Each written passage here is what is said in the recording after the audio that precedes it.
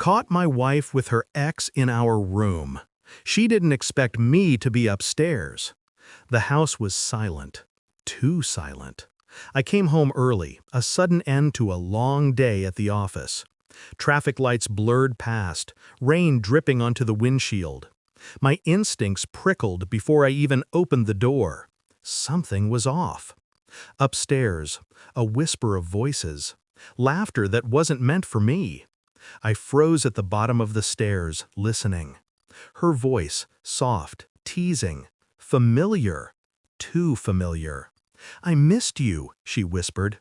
Then his laugh, low, smug, the one I knew all too well. My chest tightened, my hands went cold. I pressed against the railing, my mind racing. She didn't know I was here. She didn't expect me upstairs. 1,000 thoughts collided in my head. Anger, disbelief, betrayal, a strange rush of clarity. I didn't rush. I didn't shout.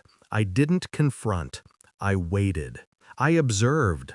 This wasn't about rage. This was about precision. She had underestimated me. The storm she triggered had a calm center, and that calm was mine.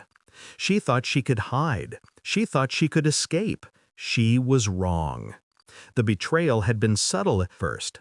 Late nights at girls' nights, forgotten phone calls, sudden coldness, the smallest hint of secretive smiles that didn't include me. I had brushed it off, trusted her, believed her, foolishly. Now, with her ex in our room, every small lie crystallized. Every little deception revealed its true form. I retreated to the hallway, my mind calculating. Panic wouldn't help. Anger wouldn't help. Strategy would. Precision, observation, patience. Every betrayal leaves a trail. The pattern emerges if you know how to look. I thought about the nights we had spent together, the vows, the laughter, the intimacy. Now, every memory was poisoned. Every touch, a reminder of what had been taken. I counted the possibilities. What could I prove? What would she try to deny? She had believed she was clever.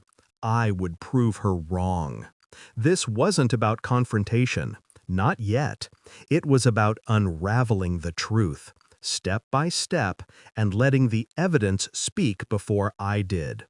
Every phone call, every message, every moment she had tried to hide would be revealed. She thought I wouldn't notice. She was wrong. I started quietly. Observation first, documentation second, patience above all. When she left her phone unattended, I traced the conversations she had deleted. Screenshots captured every insinuation, every flirtatious remark, every hidden rendezvous. I watched her reactions during ordinary conversations, hesitation, nervousness, a flicker of guilt behind her eyes. The ex? His role was obvious. The thrill, the nostalgia, the temptation. Every glance they shared confirmed it. I didn't act. I waited. Every betrayal leaves a trail, and she had left one in spades. The house became my observatory. Every step, every movement meticulously logged. Every inconsistency cataloged. I began to piece together the timeline. Nights she claimed were girls' nights. Trips she said were work errands. Texts deleted too quickly to be coincidental. Patience became my ally. Silence my weapon. And beneath the calculated exterior, the betrayal stung. Not as fire, not as rage, but as heartbreak. Twisting, stabbing at the core. Then came the moment of verification. Evidence, undeniable, irrefutable. Screenshots, timestamps, the proof she could no longer deny. She had underestimated me. She thought she could hide from the truth. She was wrong. Every detail confirmed my suspicion. She had been unfaithful. With him, in our bed, in our room, my sanctuary violated. And yet, I felt no chaos, no explosion of anger, only cold, deliberate clarity. This wasn't about revenge yet. It was about control. The confrontation was subtle at first. I asked casual questions, my tone calm, detached, watching, observing. Every hesitation, every flinch exposed her guilt. I presented the evidence, screenshots, videos, timestamps, every piece aligned perfectly. Her face went pale. "Why? Why?" she stammered. I said nothing. Let the silence suffocate her. Let her feel the weight of her lies. "You thought you were clever," I said at last. "You thought I wouldn't notice, but you left a trail. I followed it. Every step." Her ex was irrelevant now. The betrayal was hers alone.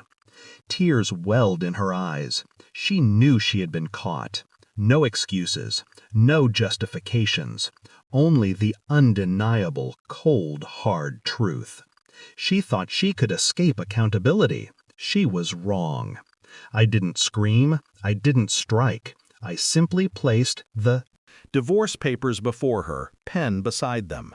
"This is your choice," I said, measured, calm. "Sign, admit it, or walk away. The truth stands regardless." Her hands shook. She didn't resist.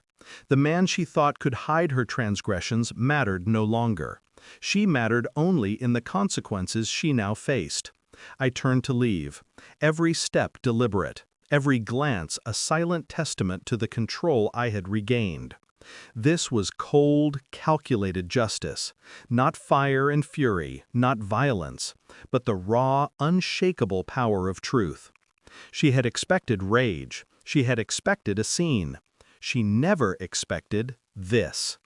And as I walked out, the storm she had caused dissipated, not around her, but inside me. Control reclaimed, dignity intact. Weeks later, the house was quieter. She was gone. The ex irrelevant. Pain had faded into sharp, clean memory. No tears, no regret, only clarity. Betrayal had left its mark, but it hadn't broken me. I had observed, calculated, and reclaimed control. The past existed, but it did not dictate my future. I closed the door on her memory, on the deceit, on the heartbreak. She had expected panic. She had expected fury. She did not anticipate the calm, calculated storm that met her betrayal. And I walked away, whole, unshakable, and more in control than ever.